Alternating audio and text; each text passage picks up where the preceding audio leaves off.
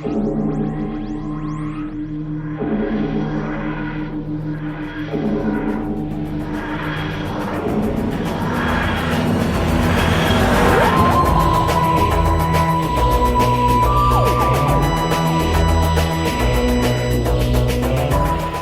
Who fans, and welcome to the Big Blue Box podcast. My name's Gary. My name's Adam. And welcome to episode 350. Wow.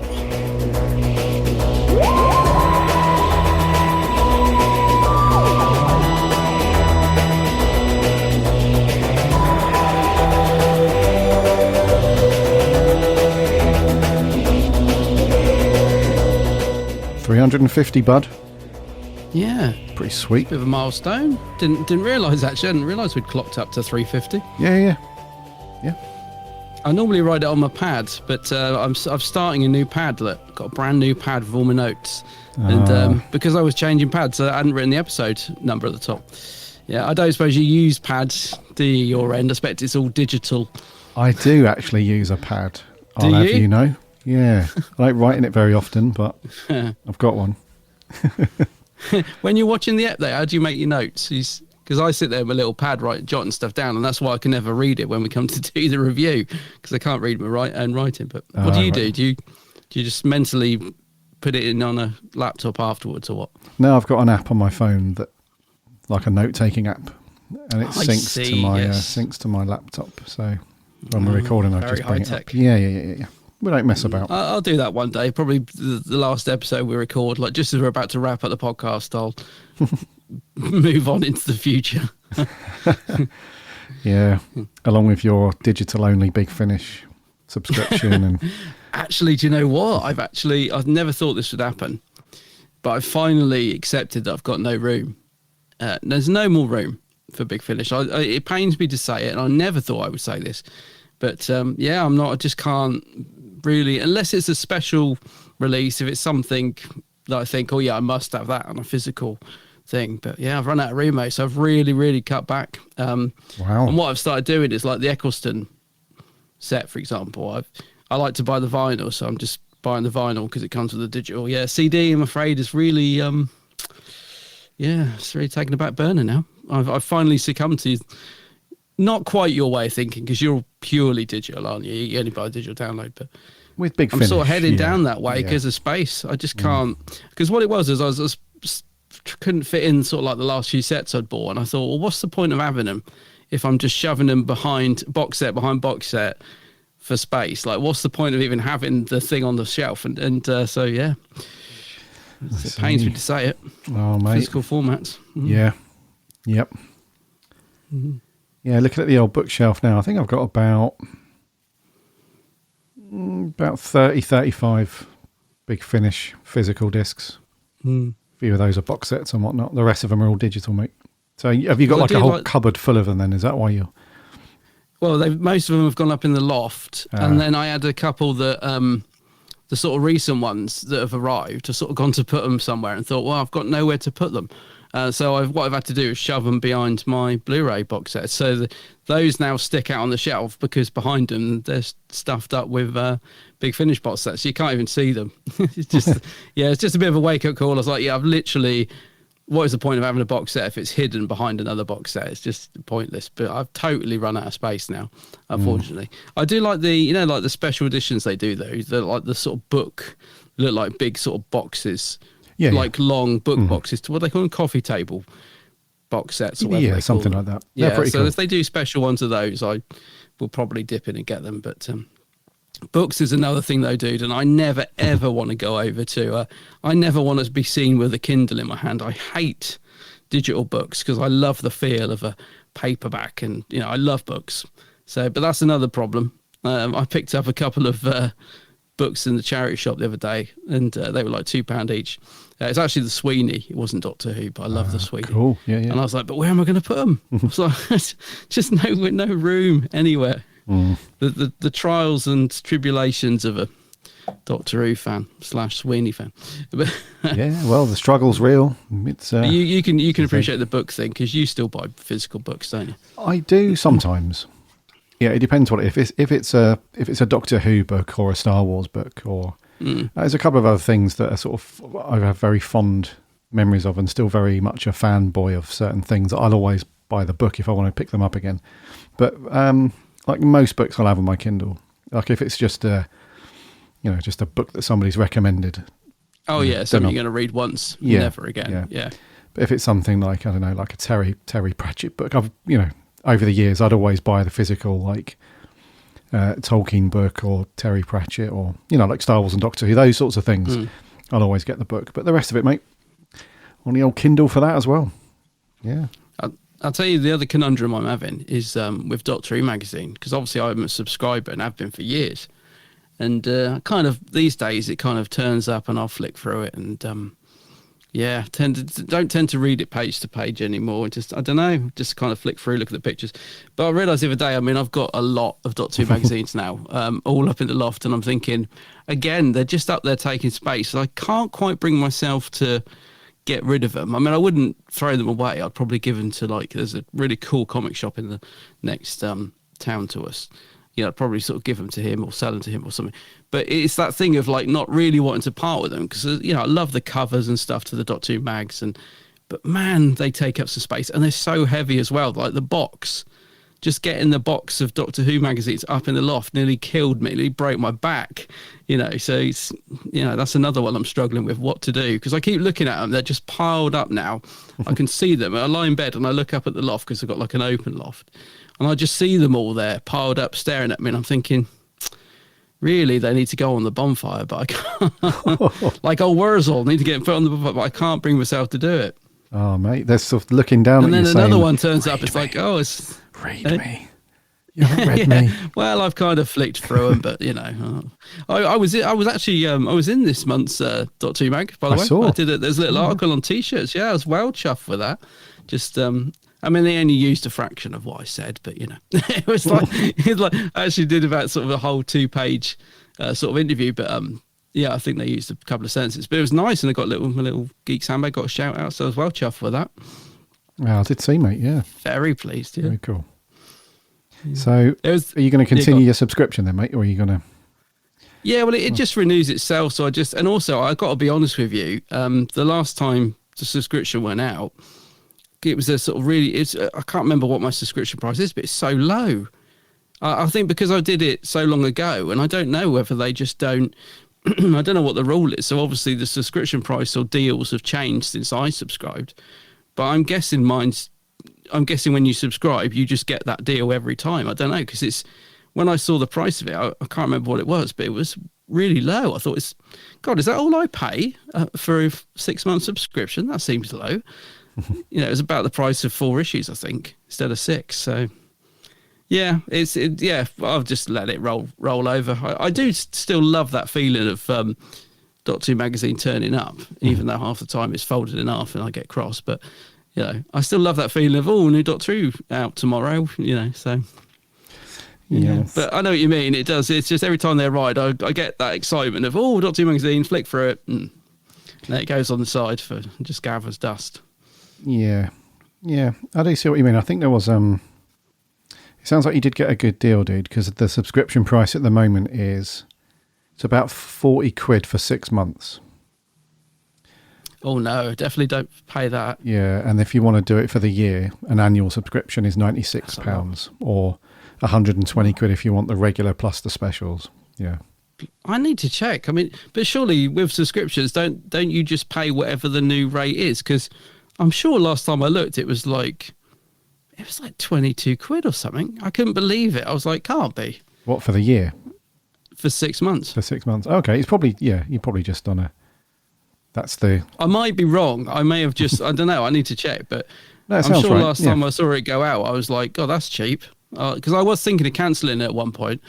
And yeah, I did sort of check to see how much I was paying, and it was a lot lower than I thought. So I thought, I'll just leave it. Mm. No, Roger. That's probably right, dude. I don't think they would pay 40 quid for it, though. Up the price without telling you. That's what you signed up at. So, well, yeah, the price has gone up, but I know it doesn't sell anywhere near as well anymore, does it? But I noticed the quality of the paper is definitely deteriorating. Because I was looking at it the other day, thinking Doctor Who magazine used to be all glossy and shiny in like every page, and I noticed now it's sort of this sort of matty. There's definitely been a little bit of cost cutting going on. Yeah, definitely. Yeah, which is understandable because I mean, magazines, like you said, who buys magazines anymore? Yeah, fair play to Who magazine as well. They've through sort of thick and thin and turbulent times, they've kept going. I would hate to see it disappear. I must admit, I've bought it ever since I can remember. My nan used to get it for me because she used to have it put aside in a corner shop, where she got her paper. So I can't remember why we couldn't do that, but she maybe just because she had an account with them or something. But yeah, I've always got Doctor Who magazine, so I would hate to see it disappear. But yeah. No, I read you. That's just the world of print and versus digital, I suppose. I mean, there's quite a few magazines that I used to subscribe to going back over the years, and a few of them are still going. And for a while I did do like the digital subscription when you read them on your iPad and stuff like that. It's not too bad, but it's not really the same feeling. The whole point of having a magazine is that you don't want to have that digital. You want it to be a nice sort of in the garden flicking through, or in the bath flicking through a magazine and having a read, I'll tell you what, it's a cracking magazine. Have you heard of Infinity magazine? Oh, that's a really good, that is great. It's like it's got that real old school feel about it. The guy who does the introduction, I'd buy it for his introductions alone. They're brilliant. But that one is one of the few magazines where I do actually read it pretty much. I won't say all the way through, but properly. Like there's some really good stuff in Infinity, and they cover all sorts. It's like a sort of cult magazine, isn't it? They cover sort of anything from Doctor Who to Jason and the Argonauts to Metal Mickey to Worlds Will Go. It's just Kenny Everett's in it this week. It's just everything. You have sort of like 10 different programs in it each week, and that is a great little magazine. That is. Yeah, that's a very cool. That's been going for years as well. Infinity. I've got a fair few of those. Not a lot, but I've probably got about 40 or 50 of those lying around from like, I don't know, the last 10 years or whatever. They're very cool. Yeah, they're cool. So yeah, it's magazines, dude. I mean, there's still, I don't know, still a market for them, but I don't know. The old spaced issue. Yeah, it catches up with us all in the end, doesn't it? It does, mate. Yeah. Infinity, though, if you want to subscribe to that, dude, that's only 22 quid for 6 months. Yeah. Honestly, it's a great magazine. What I mean by that one, I think that's one you want to keep as well, because they're really nice. They're almost like a little mini book, aren't they? They're really lovely. Whereas I bought SFX magazine yesterday, and I was reading like the Stranger Things, brand new Stranger Things 4, but it kind of like, as soon as I finished reading it, I kind of threw it to the side. Whereas Infinity, I feel like, no, I want to almost like put it in a binder. I might get one of their binders and collect them. Nice. You been up to much this week even? This week, up to much? No, not really, bud. Just focus this week is kind of Star Wars-y for me, really. It's May the 4th. Yes, it is a bit of a Star Wars week, isn't it? Yeah, it's May the 4th yesterday, so Star Wars Day. So this week is full of sort of announcements of things and, doing all that and watching a bit of Star Wars and stuff like that. So, yeah, unfortunately, no Doctor Who over the last week, but more other sci-fi goodness. What about you? No, not a great deal, mate. No, I'm carrying on. I'm still reading my book, the Long Game, which is pretty cool. Oh, nice. Which is about the Doctor Who wilderness years. And yeah, no, nothing really. I managed to get tickets to the 2 Peter Cushing movies, the Dalek movies at the BFI, thanks to one of my friends, actually, who got them for me, because it's a bit of a kerfuffle, this one. I don't know if are you thinking of going to this? I am. Yeah, what's the kerfuffle? Well, the kerfuffle is they're doing them back to back. So they're doing the 2 Peter Cushing Dalek films back to back, and there's a Q&A for the first one. But you have to, if you want to go to both, you have to, and I'm not quite sure because, as I said, my friend booked for me. I think you have to book one of them online and then phone up for the second and say, I've bought the first one. Can I change my ticket to a dual one? Or so I don't know. You have to phone the box office at some point if you want to go to both. You can't book both of them online back to back or something. It's something a bit strange. My friend said he had an absolute nightmare doing it, but he managed to get me a ticket for it. So not quite sure, but you can't book them both back to back online for some reason. Yeah, you can only book the first one. I've got some information on that, dude. So so the Q&A with Roberta Tovey and Jules Curzon with director and and Jason Fleming, son of the director Gordon Fleming, etc., which is the Q&A, like you said, in between. Yeah. So it says on the BFI website that the screening will be followed by the Q&A. It says, although the Q&A will take place after Doctor Who and the Daleks are screened, it will include a discussion about the next film as well. And then there's a joint ticket available, which includes Daleks' Invasion of Earth. But yeah, like you said, you have to call the box office. Yeah. Yeah. So that's kind of weird, isn't it? So I guess because of the booking system they've got, they can't link two screenings together under one booking, it sounds like, which is weird. I can't work out why you can't just buy two separate tickets, because there's no discount, I don't think, if you buy both. No, there isn't. It's just, no. Yeah, so I couldn't quite get my head around it. So I'm glad my friend dealt with all that. He just phoned me really stressed and said, "Oh, I've managed to get us tickets." I'm like, "Oh, well done." I was thinking, "Oh, thank God I didn't have to go through that." But they should be cool. I mean, I must admit, I love both films. And I think you do too, but I particularly love the second one, the Dalek Invasion Earth. It's so cool, I was a bit torn because of the price, and I'm trying to sort of cut back on my spending. I was thinking of just doing one, actually. I thought, no, I'll go and see the second film and then probably have some drinks and stuff after. And then I was thinking, but I really want to hear the Q&A because they got Roberta Tovey and Jill Curzon, and I've never met her before or seen her or heard her on stage. So. And I just thought the Q&A sounds really cool. So really I want to do the first film. And I was just like, I'll just do them both. So that's what I'm doing. Yeah, the second one is very cool. Old Cribbins. Oh, I love this. Well, I like both, but the second one is Cribbins, brilliant in it. Yeah. Absolutely brilliant, you know. Yeah, interesting ones. We'll have to get them on to review. We've not even thought about reviewing these on our schedule, but maybe we should. Maybe we should throw them in at some point. I think we should. Maybe when they come out on 4K. Because they're being reissued in 4K, aren't they? And, by the way, finally got a 4K player, mate. You know, a couple of weeks ago, I was moaning that I didn't have a 4K player. Yes, my other half's finally got his hands on a PS5. Finally. Nice. So I was winding him up. I was like, oh, so you know what that means? Now I've got to go and buy all the films I like on 4K. And he's like, yeah, I'm not replacing them again.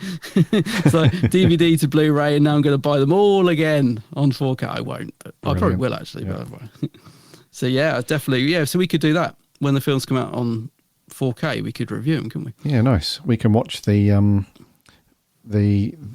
Doctor Who Blu-ray box sets when they bring them out. Yes, that would be nice. Whenever that is. Come on, BBC. It's got to be soon.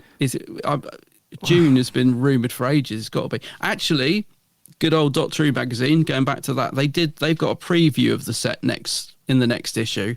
So that's got to mean it's coming out.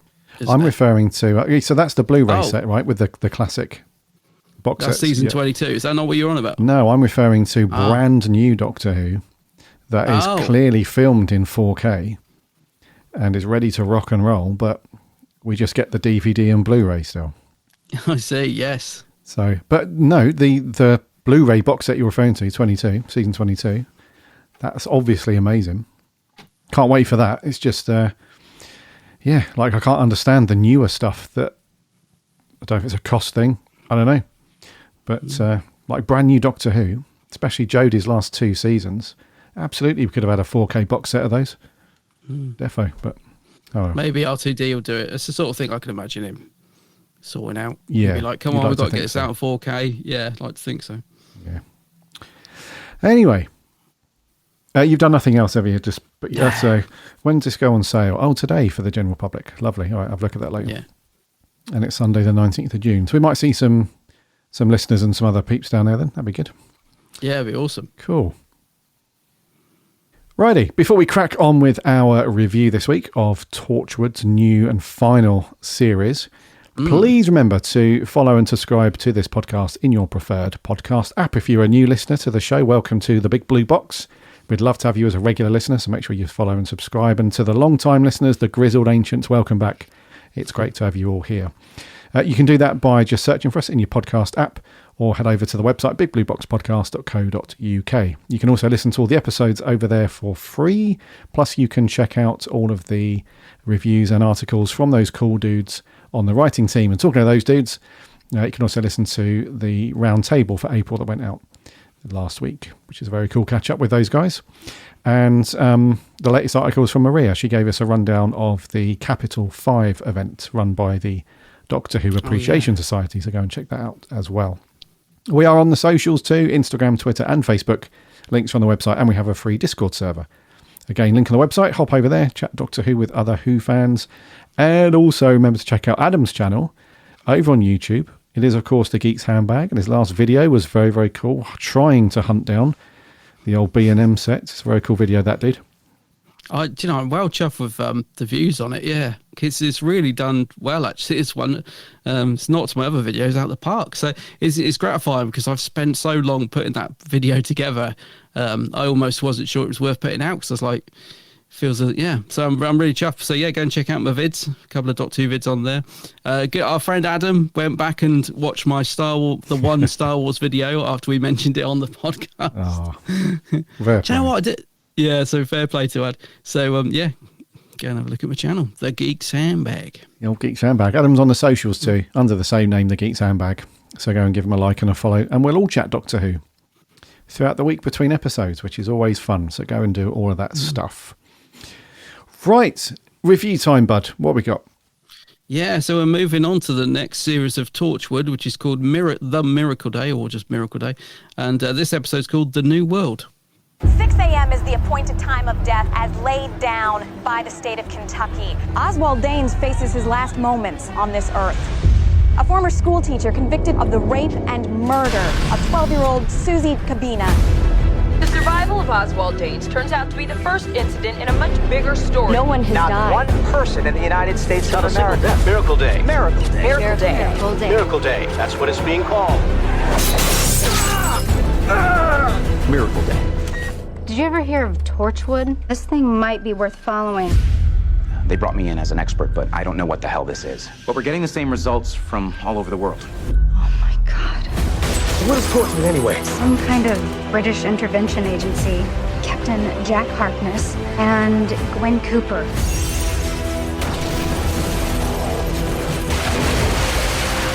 Nice to meet you.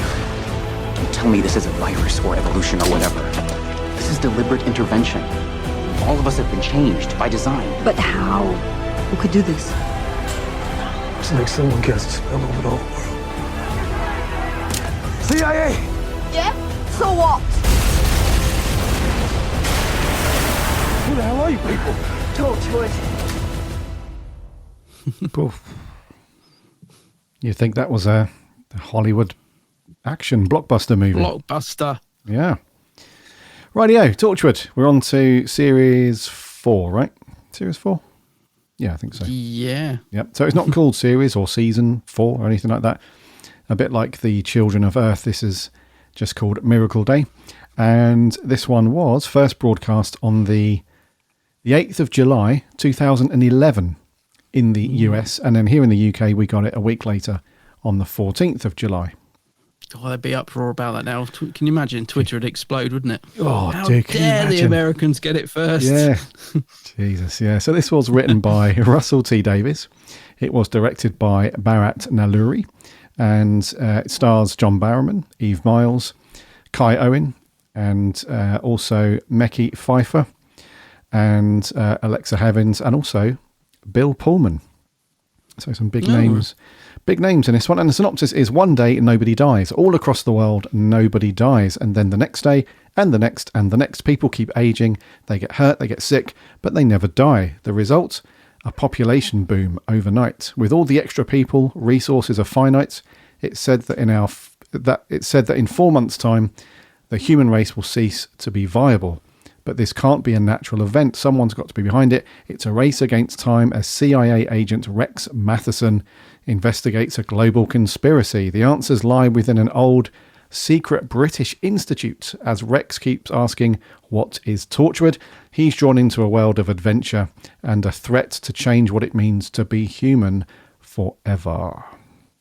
Mm-hmm. So big, dramatic stuff, dude. What do you reckon to this first one, then? Yeah, do you know what? Just hearing you read out the synopsis, actually, it's a great concept. Actually, when you read it out and you actually put it in front of you like that. It's a really good concept. And I think this episode, I watched it yesterday, does a good job in sort of laying down the sort of basis for that. I thought it was decent.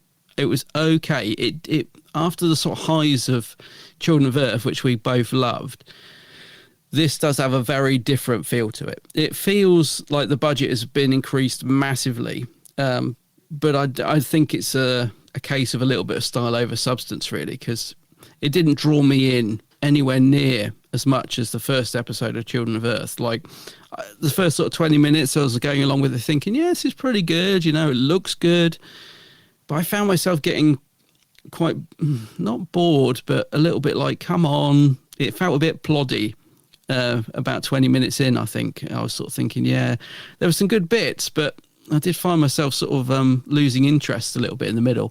But then I sort of came back to it, and there is some good stuff in this first episode. It's a promising start, but I didn't sort of, when I switched it off, I didn't sort of leave it feeling like I did Children of Earth of, God, I can't wait to put on the next episode. It's just kind of just turned it off and went, yeah, that was all right. And that's about it, really. There wasn't that buzz that I got from the previous series. So a decent start, but it didn't excite any major excitement in me, to be honest. So I'm intrigued to see where the series goes. And I like some of the stuff in it, which we'll talk through as we go through it. But I'll just, if I was to sum it up, I'd say, it was decent, but wasn't great. Wasn't anything amazing. But it was all right. Yeah. All right. Bit middle of the road. Okay. So, yeah, it's definitely a big change up, right, from what we've had so far with Torchwood. It felt very different. Very different, yeah. So the first three series that we've gone through, as our listeners will know, Torchwood has felt very in the same kind of ilk as the Sarah Jane Adventures, I guess, especially the first two series of Torchwood. It felt very familiar in terms of production and how it looked and all that stuff. I think with the Children of Earth, that was kind of the same, but it just looked a lot nicer. So that was the first one that was on HD, I think, and out on Blu-ray and stuff like that. The rest of them were just standard definition and stuff like that. This one, as well as continuing that, it still looks very cool and all that stuff. You can tell that this is a brand new sort of direction for production and so on, because it looks very much of its time as a TV show that you would see in the US rather than what you would see in the UK. So even though there are scenes that are filmed in Wales, in and around the the sort of rural countryside, and there's a scene where Rex is driving over the Severn Bridge, and so it's still got a few little Welsh bits in there.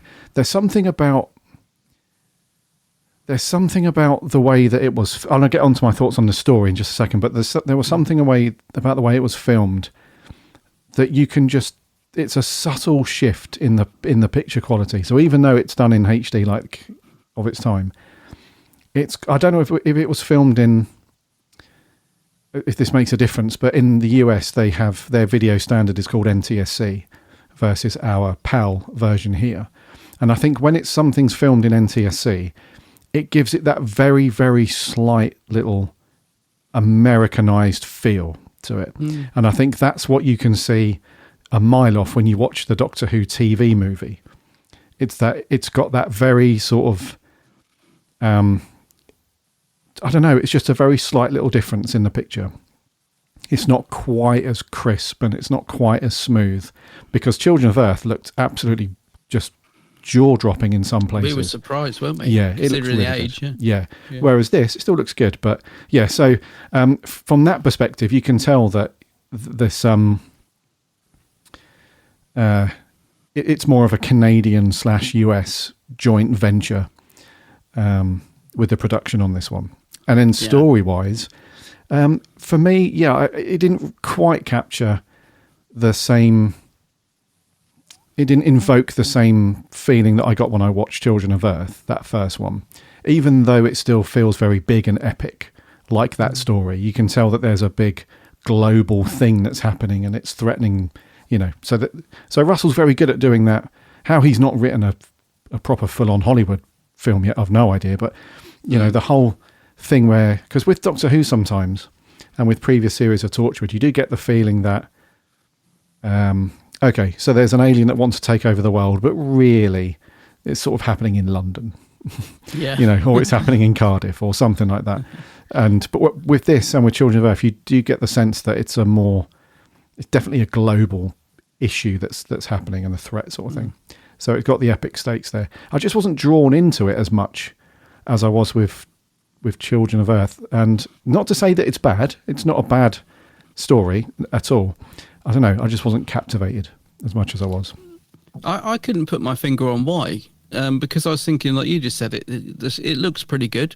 Production values are great. I mean, there's an epic helicopter chase scene on the beach, which, looks really big budget. And yeah, the whole episode looks great. It's a really good concept. It's got some fun moments. I like all the stuff, seeing how Gwen and Reese are dealing with things after Torchwood, and you got the return of Jack, and there's some really good stuff going on. But I just couldn't put my finger on why it wasn't gripping me, and why it wasn't, like you said, why wasn't this drawing me in as much as I felt like it should be? Because I've been quite looking forward to revisiting this series, because I didn't remember enjoying it at the time, and I was really hoping that even like if the series goes a bit downhill after here, because we've got 10 episodes, which feels quite long really, I'm not sure, I'm hoping it's got enough substance to last to fulfill those 10 episodes, because if my memory is correct, it doesn't. But I was hoping the first episode, at least, I would watch it yesterday and think, oh yeah, this isn't bad actually, this is better than I remembered.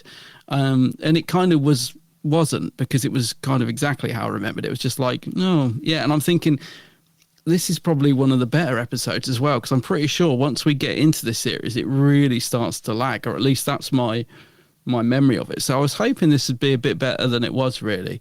And it's also a lot darker, isn't it? Children of Earth went to some pretty dark places, but it had some nice humour to sort of, to gloss over the darker bit. So it's like you said, the tone of this one felt grim right from the beginning. Like within minutes, we're dealing with a paedophile that's raped and murdered a 12-year-old kid. I mean, that's on screen within the first few minutes. You're like, blimmin' heck. We're really, it really is quite a dark, sort of sinister story right from the get-go. There are a few moments of fun in it, mostly from Gwen and Reese, so that does lighten the mood a little bit, but for the most part, it's a pretty grim sort of story, and also quite gruesome. So, the bit where they were cutting off, there's that charred body. They cut off the head. Yeah. Oh, gross. Yeah. So, yeah, I was thinking, okay, so we're definitely upping the adult side of things. So you do get a few lighter moments, mainly from sort of Gwen and Reese, which are quite fun. But yeah, overall, it's a pretty dark start to the episode, I thought. Yeah, we're covering good moments, but I can't, as I said, some really good stuff as well. And it is sort of quite adult in tone.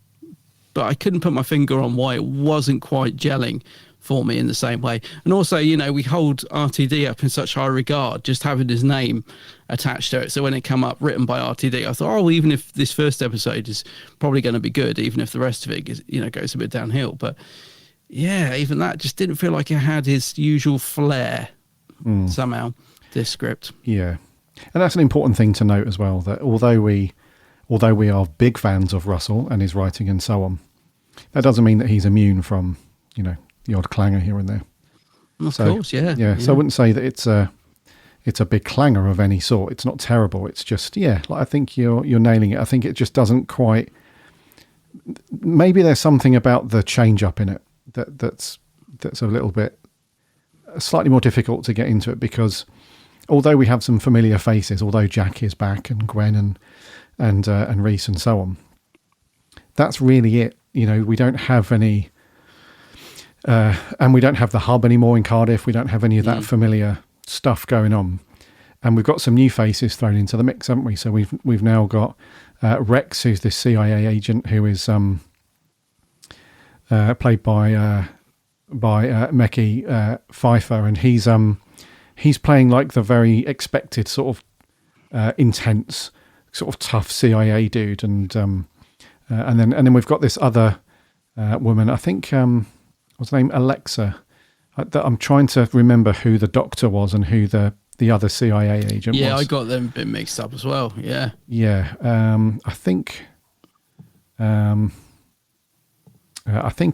Esther Drummond is Esther. She's the other CIA agent, the blonde lady.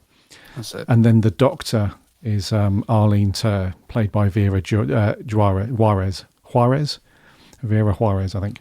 So we got those two phases, and they seem to be recurring characters as well. So, but I think it's just maybe the setup with these new faces, and we've changed things. And although, like I said earlier, it feels like they've tried to make it a few little things familiar with being set in Wales and stuff, and that stuff. And when they go to the main hospital where Eve's dad is, where he's had a heart attack, but because of what's going on in the story, he hasn't died. He's still there. We get PC Andy turn up, and he's still providing a little bit of, like, this is still the Torchwood, kind of thing. So maybe that's why we struggle to get into it initially. Maybe episodes 2 onwards, it will settle down a little bit. But what did you think to the concept then? Because, like I said, the Children of Earth was very sinister and really atmospheric right from the get-go, and it sort of built and built as we went through those episodes. Whereas this, like I said, it feels the same. It feels like we've got that global threat, but we have even less information in this one. So in that first one, we knew via the flashbacks with Captain Jack going back to the 60s or whatever it was, that there was some kind of alien presence that was behind it all. With this one, even in this first episode, there's not one line from anybody about what this even possibly could be. So all we know is everybody around the entire globe is just not dying from anything. Yeah. So what do you reckon to the concept then? I do like the concept. I think it's a really creepy concept there. And I think this thing about not dying, but you could still be in all that pain. So like I said, when they cut that guy's head off, he's still alive. So he's actually feeling everything that's going on around him, and Rex as well, isn't he? He should be dead, but he's not. But he's still feeling all the pain. I mean, it's a very dark concept, perfect for Torchwood, and it's an interesting idea, I think. And I also like the flip side of it, that Jack is now mortal, and so that's interesting. So he can die. Oh yeah. He could be. Could actually die. So that gives it a bit of an edge. So I like that. I think it's a good concept, and I am intrigued to see where it goes.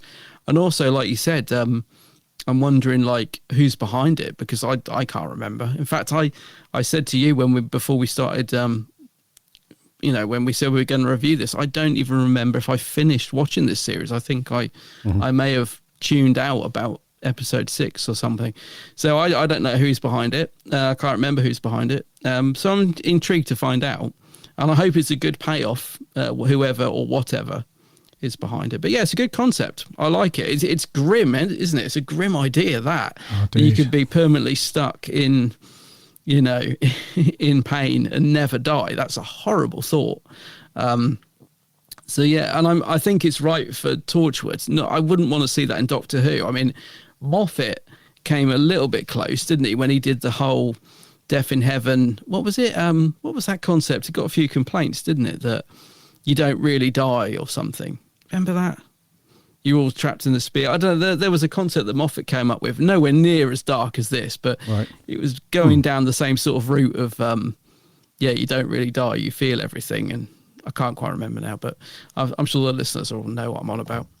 So yeah, it's a good concept. I think it's very adult, very dark, and it's, suitable for Torchwood. I wouldn't want to see it drifting into Doctor Who, but yeah, it definitely works in this sort of series.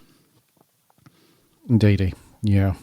I think also the sort of adult feel to it has upped a little bit as well from Children of Earth. It does. It definitely feels like the kind of late night drama that you would see typically in either here or the US or Canada, or whatever. It's got that sort of, because with Torchwood, previous to this, with the exception of a few bits here and there, you could kind of probably get away with putting that on at pre-Watershed time here in the UK. And I think they actually did that through most of them. I think they did like an edited version that they put out at 7. or 7:30 or something like that, and then they did the unedited version that went out at like 9 or 10 or something like that. But this definitely feels like you couldn't do that. I don't think you could put this out at, say, 6, 7 o'clock in the evening, and so it definitely feels like and is evident that the adult nature, because the darkness of it is revealed quite early on, because conceptually it's very cool, like we were saying, this whole thing around people's inability to die, which they thought was 24 hours, but then it just turns out that it just feels like it's a permanent thing. You just can't die. So the darkness of it is revealed very early on. So there's a scene where the Oswald Danes, played by Bill Pullman, who's the convicted paedophile, there's a scene where he's being put to death via lethal injection. That's how it starts, isn't it? Yeah, that's like within the first 5 minutes of the episode, and that's pretty horrific. He plays that really well. And that's something about him is likely to be the anchor for the story, I think, because it's his reaction to. It looks like he's dying because he's his body's going crazy, and it's you think, oh crap, he's dying before our eyes, and but something happens, and I think that's the trigger. There's something around him, it feels like, and so from that point on, we then get a few other little bits in there. So the other terrible one is when they bring that guy in who's been basically took the full blast of a bomb explosion or something, and his body's just like scattered on this medical metal bed thing, and but his eyes are still moving and he's breathing, and you can see his it's terrible. But the observation I made here is that this is very different to where we saw Captain Jack blown up in Children of Earth. Yeah, remember when he was blown up and then he brought his body back? It reminded me of that. Yeah, you only saw the body bag twitching on that bit, and then a bit later on you saw him on the bed, but his body was like charred, and then before you knew it, he was back to Captain Jack and everything was all good. Whereas in this one, it's really horrific because the doctor, Arlene, and some other people are in there, and they've got this doctor in who's supposed to be an expert, and he's freaking out because he's like, well, I've never seen this before, this is terrible. And then Jack's like, well, let's remove the head. Yeah. And you think, okay, we'll come back to that later. But then you actually see it and they're like, oh God. And then you can hear it as well. The sound production is really good. You can hear the tendons and the bones in the neck snapping as they take, oh God. And then his eyes are still moving after that. And you think, crikey, this is dark. So that's creepy stuff. That's the stuff that you just couldn't show before Watershed at all. With the previous stuff in Torchwood, you could get away with it a little bit and edit it out a bit, but you needed that for the story, really. You needed to see how horrific this thing is and how much of an impact it's having on the human race, I suppose, because I think the other thing that's going to build up and be this sort of constant thing through the series is the hospitals being filled up, and they just can't cope because everybody's still carrying out their lives and being injured by accidents and all that sort of thing. And normally, this is morbid to say, but they would end up in the morgue and then they'd be buried or cremated and stuff. Whereas now their horrific injuries are just there, present, and they're still alive. So the hospitals are trying to treat everybody. So you've got that build up as well. You've got the atmospheric thing of like, what is this thing? What's caused it? But then you've also got this secondary thing that's building up, like, what are they going to do with all of these people that should be dead? And that's really what this episode focuses on for the CIA dude, Rex, because he's in a bad car accident and he gets a pole that sort of comes through the windshield, goes through his chest, and by all accounts, he should be dead for sure. So in the hospital, he's trying to figure it out. The doctor, Arlene, she doesn't know what's going on. And so for him, that's the conundrum. He's trying to figure out, he's like, what do I... And then I think he questions it as well. He's like, so what happens then when this thing is solved? Do I then die? Am I like on borrowed time? What's going on? So it's dark, dude. You can tell it's more adult. It's definitely more adult, isn't it? I was going to say, there's a nice little shout out to Owen Harper in that gruesome scene. So Jack's in the background, and he introduced himself as Owen Harper, which I thought was a nice little shout out to him. He's like, I'm Owen Harper from so-and-so. Now remove the head. So, yeah. And also the 456 gets a couple of mentions. But I don't think they're actually talking about the 456, are they? They just throw in the number there as a little reference. So there's a couple of little throwbacks. Thing, yeah. Yeah, it's a new document thing. I quite liked that scene, actually, when Jack turns up. Because it was about 20 minutes in, and I was thinking, I suddenly realised Jack hadn't been in it. It took me a while to sort of realise he wasn't there because we sort of more focused on Gwen and Reese. And I quite liked those early scenes, It was interesting to see where they are after the events of Torchwood. I quite like that, the fact they're living on this remote thing.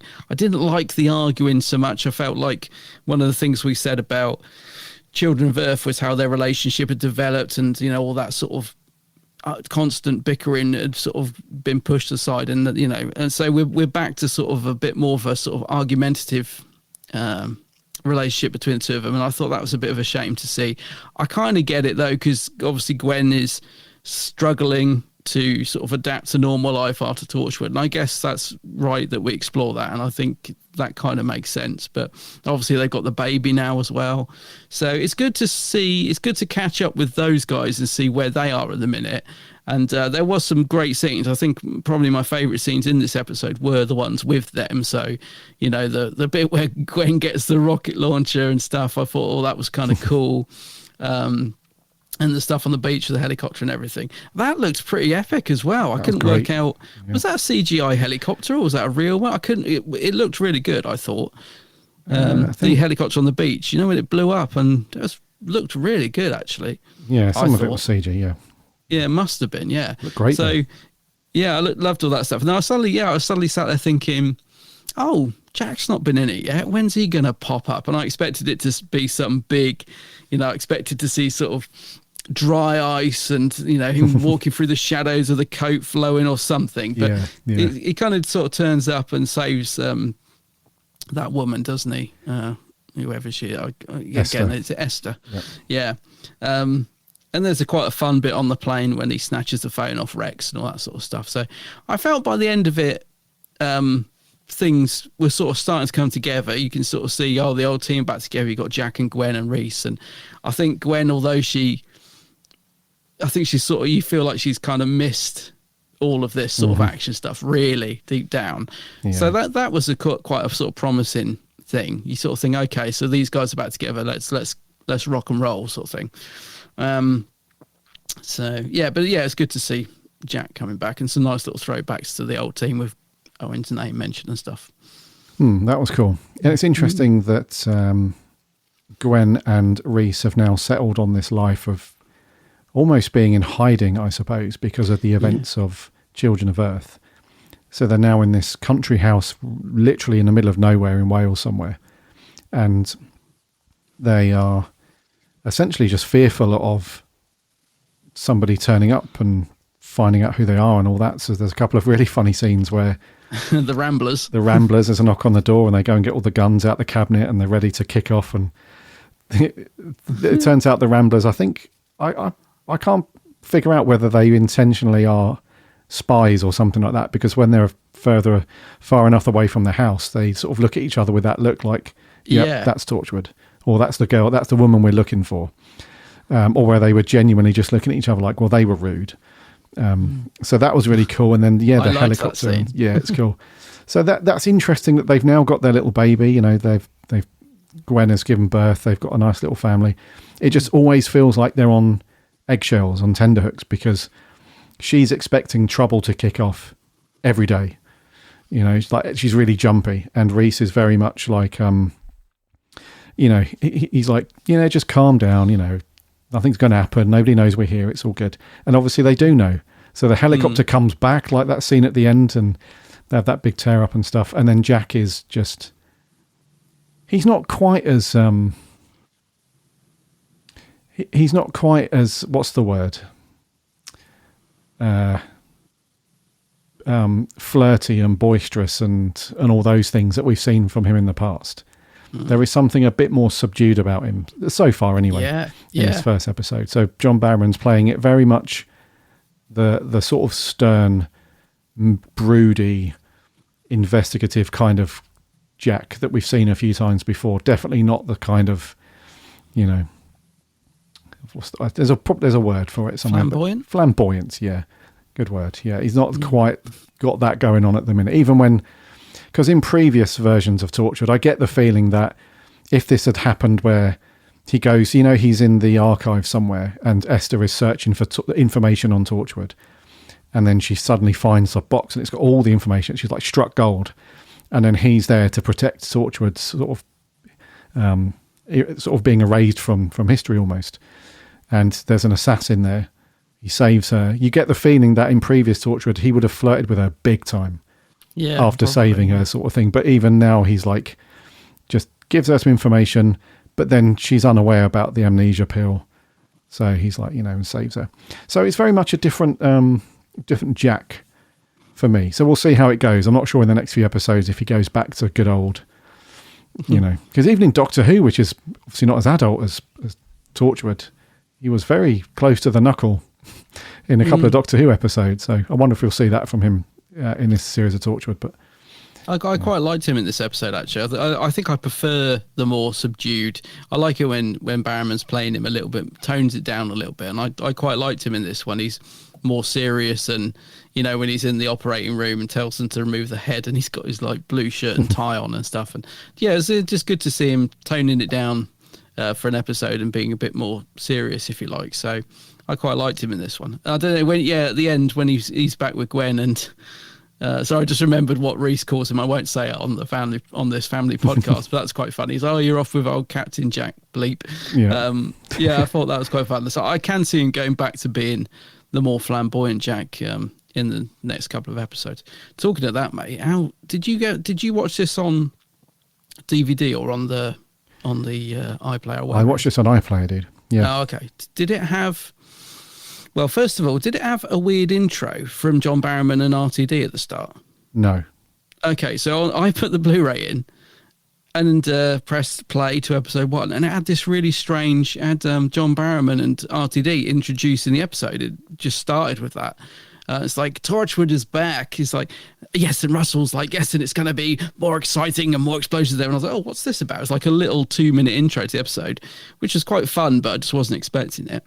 But it also, on the iPlayer version, did it have like a really, really long really long trailer for coming this season from Torchwood at the end? Because I kept thinking, well, you've pretty much shown me the whole season, haven't you? It went on and on and on. And the thing is, I didn't turn it off. I just thought, well, I might as well watch it and see what's coming up. But yeah, it was a blimmin' long trailer for like, it wasn't just the next time trailer, it was like a whole season trailer, wasn't it?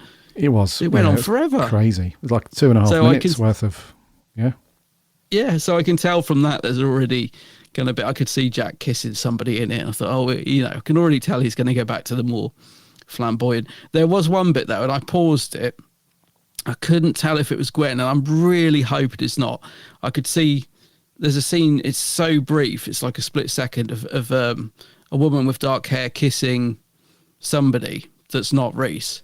And I couldn't work out if it was Gwen or not. And I'll tell you what, if that's Gwen, I'm going to be furious because I've had enough of Gwen cheating on Reese. So, but I don't think it was. I couldn't tell. I paused it, but I couldn't tell if it was Gwen or not. Yeah, but, I couldn't. Yeah. I don't think it was. I hope it's not. I could be wrong, but it didn't look like. Yeah, I don't think so. Yeah. Actually, just while mentioning Gwen, actually, I thought Eve Miles gave her. She's always, you know, great value, isn't she? She's like, she always gives a good performance, I think, Eve Miles. And I thought she was great in this, playing the on edge, you know. She's just so, I always use the term kick ass. You know, I just think Gwen's such a great character, and Eve plays her so well. And she still felt like the same Gwen to me, even though she's a bit fractured from the sort of after effects of Torchwood and trying to live a normal life. So, yeah, I did think it was a great performance from her again. And the friction between her and her mum as well. When she plays against another actor, it always feels very real to me, whether it's Reese or her mum or her dad. I just think she's one of those actors that works really well with other actors as well. Like, you feel chemistry. Have we ever met her mum before? I can't tell. We met her mum and dad before. I felt like the dad looked familiar. Yeah, I don't think so. Okay, because I did believe that was a mum and dad. I thought, the way they're talking to each other and stuff, it's instantly quite a believable setup. But I felt like I'd seen her dad before, but might be wrong. Yeah, maybe he's good performance from Eve. Yeah, no, she was really good as well. She's really consistent, I think. Very. Yeah. We had a little wobble early on where they try to write her as this kind of unhappy, engaged woman that's happy to sort of fool around, and that didn't really suit her, because the way that we obviously don't know this at all, but in real life you get the feeling that Eve Miles is a very sort of down to earth, caring, very cool person. And when she acts in that sort of way, you really buy into that. That must have something to do with her actual personality. You get the feeling that she's a really warm, likable, loyal person. Obviously, you'd never know behind closed doors, but you just get that feeling. So when she's performing those scenes in the past where she is coming across as warm and caring, you absolutely 100% buy into it. But the scenes where she's messing around with Owen in the past and she's been a bit naughty, you don't buy into it. You just feel like, why is this? Why has she been written to carry on this way? It's like, it's not. And the thing I couldn't put my finger on or figure out earlier as well, the more that we talk about it, is that there was never any real reason for her to do that, was there? Do you know what I mean? No. There was never. It's not like Reese was like a wife beater, or he was like, she was in a dangerous situation, or he was playing away, or he was always out with the lads or something. Yeah, like he was out with the lads, or even if this was like revenge cheating, like he's cheated on me in the past, so I'm going to cheat on.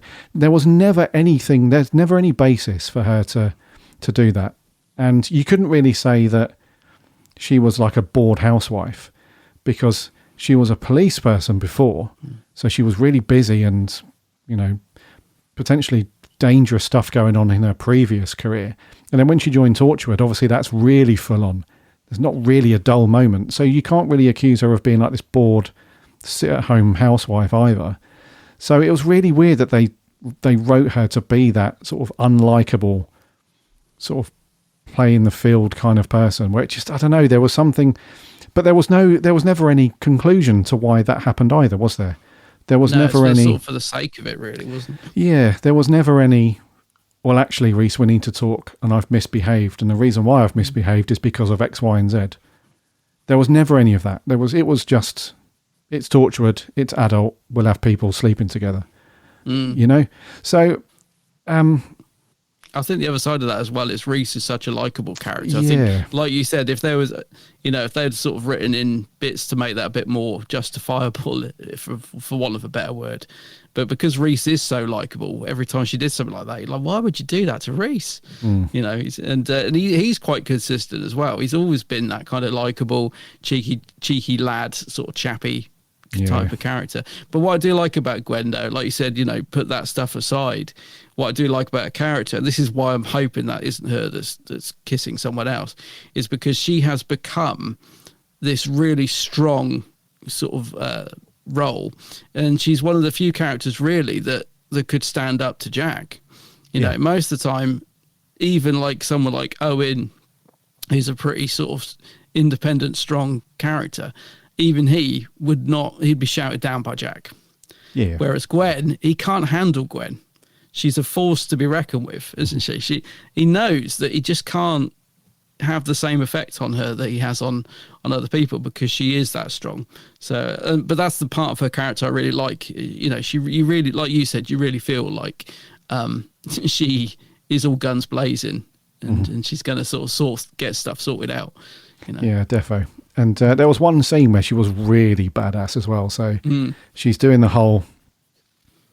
They all go back to her house. So the CIA agent and Captain Jack are there.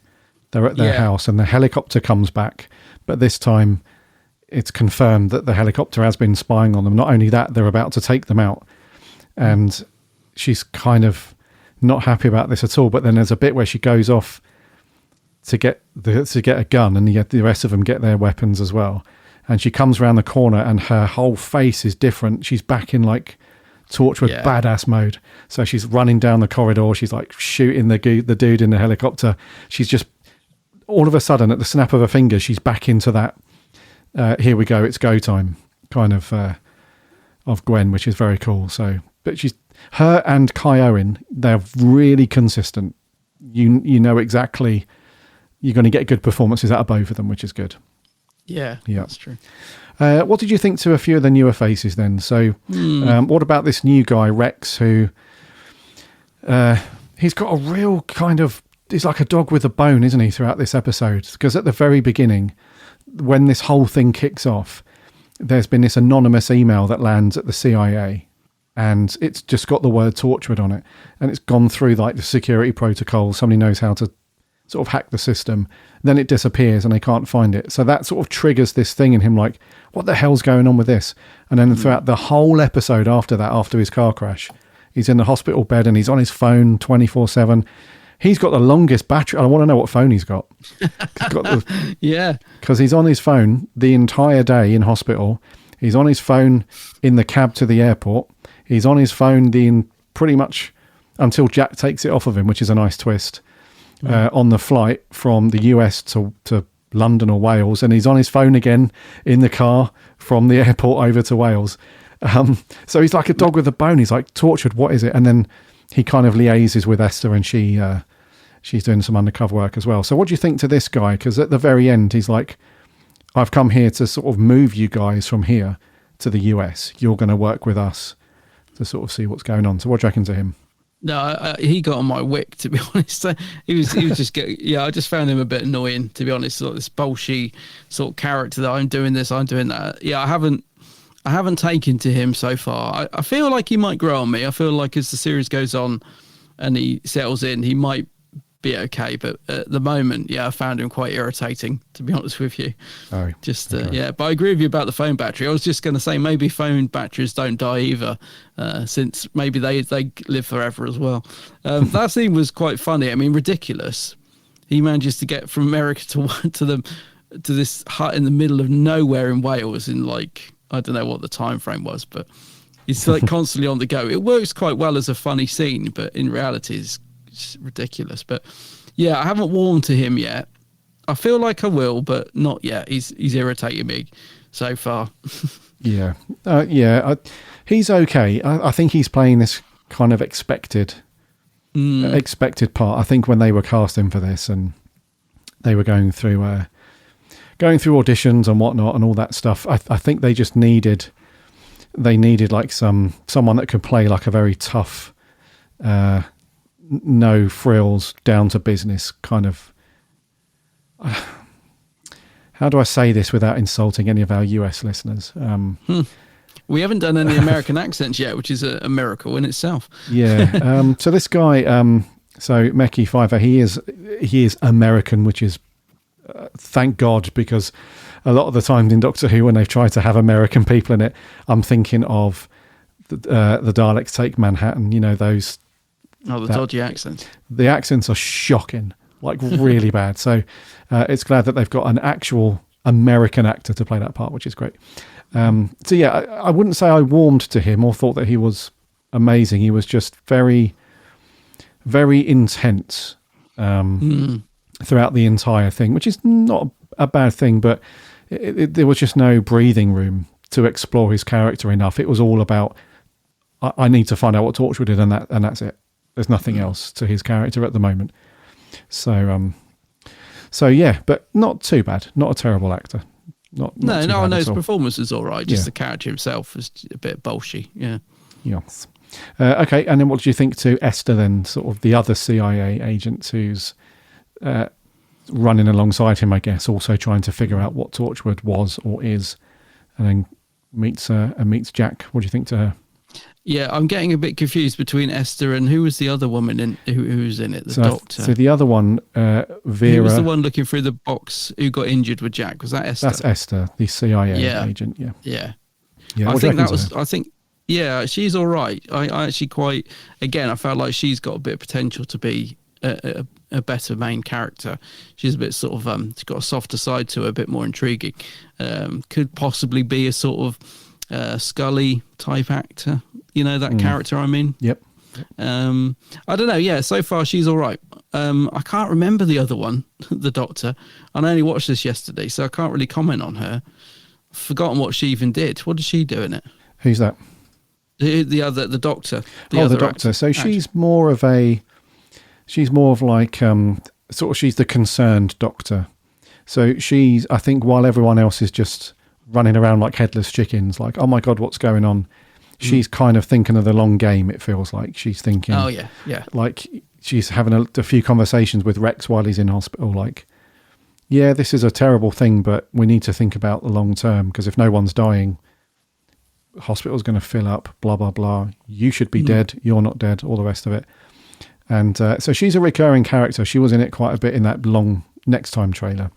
Yeah, I was going to say, yeah, that's what I was going to ask. Is she going to be a main character? Is so. Esther going to be a main character as well? I believe so. So this is... Oh, yeah, she's in all of them. I've just seen it on Wiki. Yeah, okay. So this is the thing that I don't have a recollection of when I watched this years ago when it first came out, is do they team up as like a new kind of Torchwood, these lot? I can't remember if that's the thing. Or, yeah, I think so. Certainly Rex anyway.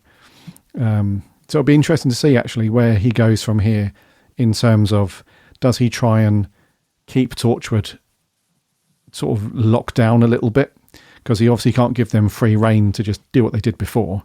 So does he try and keep them contained a little bit, but he needs their help with stuff? Or is he more sort of accusing them of what's going on because of that email that landed at the beginning that said Torchwood and all the rest of it? Or does he tread that fine line between wanting to be part of Torchwood and helping them to solve the thing while also being a CIA agent, and he's got responsibilities there and stuff? So I don't know, man. I honestly can't remember. No, I can't. I was going to say, but yeah, the three characters, they've got potential. Let's put it that way. Even though I found Rex annoying, I think he still could turn out to be quite a good character, but we shall see.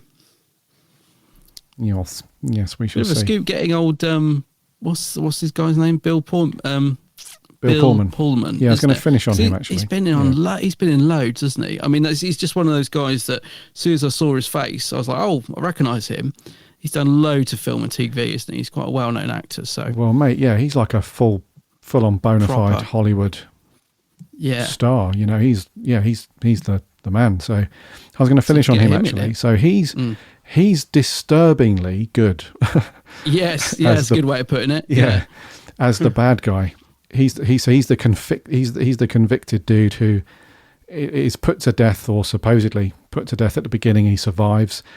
And then he's got this, he's not just one of these criminal thugs that are just, I'll just break out and all that. He's got a brain in his head, unfortunately, for a lot of people, it feels like, because he has this meeting, doesn't he, with somebody from the governor's office or something like that, the attorney's office or something.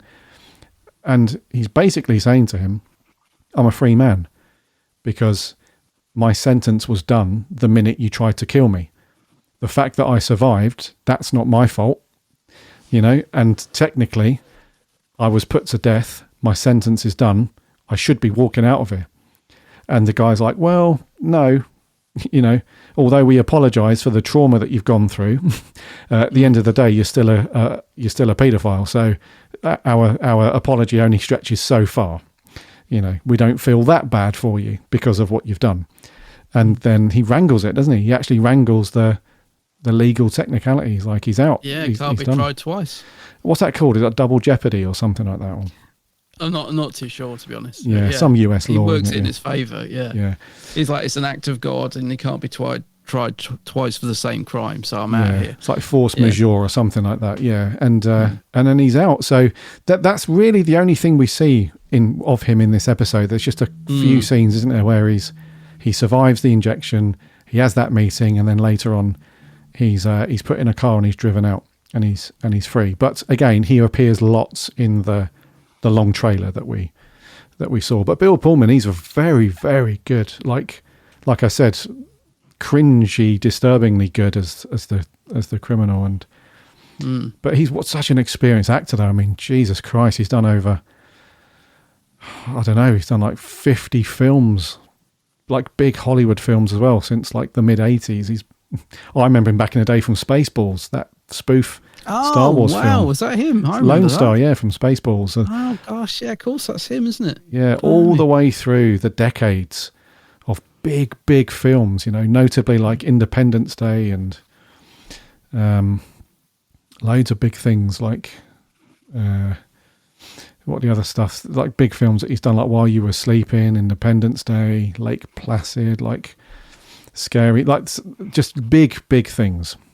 Mm-hmm. So he's an experienced actor, very good. You can tell that, can't you? He's the kind of guy that, like you said, he's not on screen very much in this episode. I can tell he's going to go on to be a big part of this story, but he's just one of those actors that has got this delivers like this sinister underlying calm, evil performance, like in a good, in a good way in terms of performance. He's very believable. I can tell he's going to be a very a force to be reckoned with, I think, as this series goes on. Judging by the next time trailer, he looks like quite a dangerous character.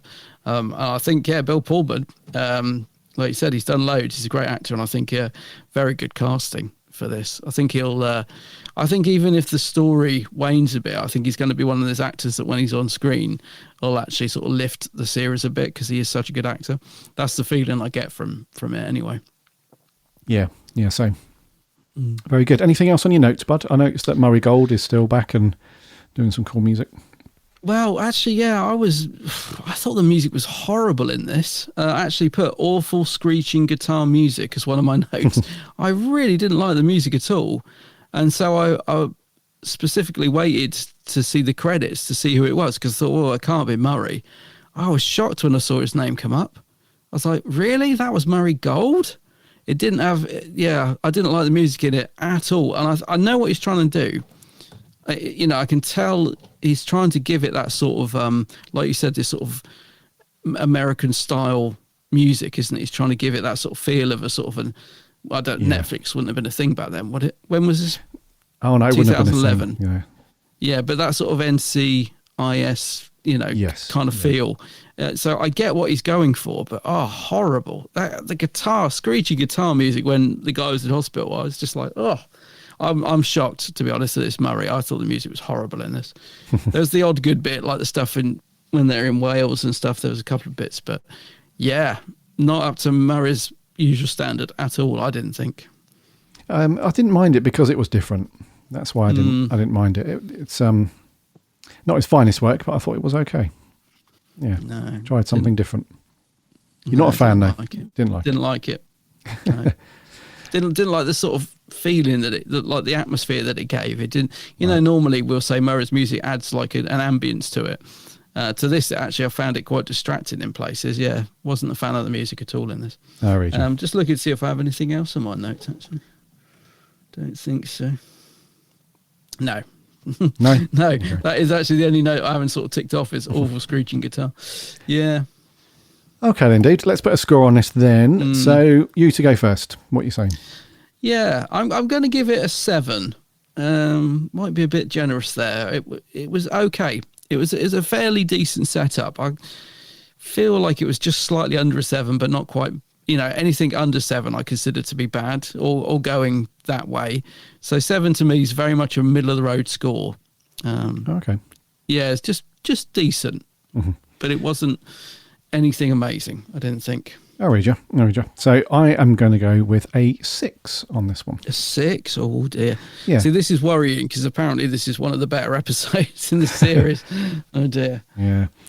Yeah. So I consider 7 to be a good score for me, rather than I see 5 and 6 as like the middle of the road kind of average score. So yeah, I thought it was not a terrible watch at all. I thought it was. I think for me, there's just nothing really that's sort of outstanding at the moment. There's no sort of one scene or one thing that just blew me away. I think some of the action scenes were very cool. You can see that they've pumped a bit of money into it, and like the climax with the helicopter shootout scene on the beach and all that stuff. Very, very cool. Yeah. And it's got some darker moments, and it does feel like it's, at least at the moment, off to a good kind of start. But yeah, there was just no sort of one performance either that I thought, oh my God, that's like a 10 out of 10 performance, and that'll bring the score up a bit. So just a decent watch. Fairly enjoyable, not too bad, but not terrible. Yes. Okie dokie. So 7 from him, 6 from me. What did our listeners think over on the Twitter? We had Sam Dooley said the biggest flaw with the entire series is pacing. If this had the same structure as Children of Earth, I seriously think it would be just as good. The premise is so engaging and episode 1 does a decent job of starting the mystery. 7 out of 10. 7. Our writer Jordan says it does set up the mystery quite nicely, but even the opening episode doesn't get me excited for what I thought was the weakest of all the Torchwood stuff. But it's nice to have the old gang back together, though Rex annoys me so much. Yeah. Tom Turlow says, I watched this one more than 10 years ago and have no intention of watching it again. So I'm not going to be giving you an episode-by-episode review. I'll simply say this. After the heights of Children of Earth, that this was an unbelievable disappointment. We literally went from the sublime to the ridiculous. The basic premise of the show is really strong and the potential for a fantastic story was there all along. But RTD really dropped the ball in what became an ill-considered mess. 4 out of 5. I think he does go on to say... Oh, sorry, go on. No, go on. He does go on to say, because he says, I think he meant to say 4 out of 10. I think he does go on to say that. He does, yeah. Yeah, sort of 4 so out of 10. He follows up and says, and this should come as a warning for those, including me, who are breathlessly waiting for RTD 2. This man's not infallible. He can produce some Chibnall-esque dross too. Oh dear. And then he says, I meant to type 4 out of 10. Okay, that's a good point, dude. That is a good point, and it does worry me slightly, actually, because we do keep saying, hailing the great return of RTD, and, like anybody, they can write good and bad, so... Exactly. And Murray, yeah. If he's coming back, it's not all... We shouldn't just assume it's going to be some miracle fix, but, yeah. No, precisely, yeah. Last couple on Twitter. John Winston says, starts well, a dark and interesting concept. Shame it all goes downhill as the series develops. 7 out of 10 though. And lastly, Elliot Snow says episode 1 has some promise and sets the series up pretty well. However, it declines from this episode onwards. It's no Children of Earth and misses out on the promise of its own premise. And just one over on Facebook. Andrew Stewart says, I need to give this a rewatch, but to be honest, wasn't really appealed to, so as I remember finding it okay but nothing special. It's a pretty good story when no one can stay dead, which starts with this gut but ends up becoming darker and darker. And I think it's the episode, if not, I'm sorry if I'm spoiling it, but I'm not going to say the next bit in case that is a spoiler. Oh, right. So, but I get what you're saying, Andrew. Overall, he gives it a 7 out of 10 for now. Definitely due a rewatch though. Yes. Okay. Okie dokie. Slightly worried that people were saying this goes downhill after this one, but we'll see. Yeah. Well, talking of going downhill, next week's review. I'm joking. Next week, dude, what are we reviewing then? Yeah, set sail, because we're doing a 5th Doctor story next week, and this one's called Enlightenment.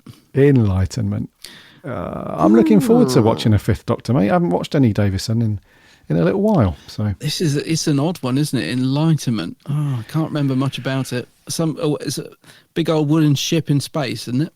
Yeah, it is odd. It's literally all I can remember. Yeah, it's a bit Pink Floyd, but we will give it a go. Yeah. Alrighty then. Yeah. Enlightenment. Alrighty. So on that note, then let's wrap it up, dude, for 350. Alrighty.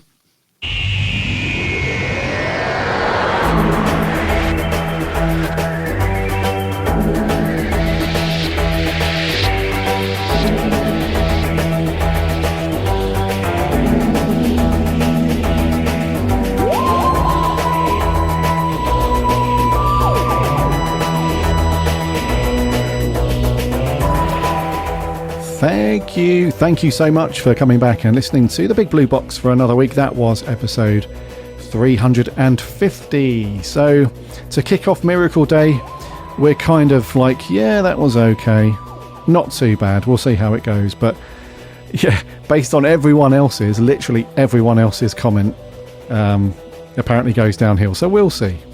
We will see, for sure. It does not bode well. It doesn't, yeah. Next week, we're back to classic Doctor Who. As Adam said, we're going to review the 5th Doctor story, Enlightenment. So get your DVDs out or your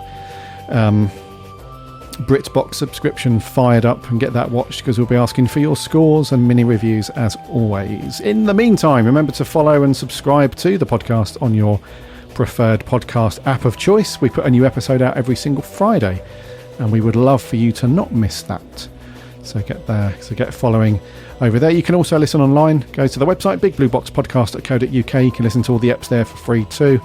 And you can read the reviews and articles from our writing team. So go and check those out. We're on the socials too, Instagram, Twitter and Facebook. Come and chat Doctor Who throughout the week. And we have a free Discord server. Again, the link is on the website, so come and check us out over there. Remember to check out Adam's channel over on YouTube. It is, of course, The Geek's Handbag. Yeah, Geek's Handbag, loads of Doctor Who vids. Go and have a look. Latest one is me descending into misery, trying to find the new B&M sets. Go and have a look.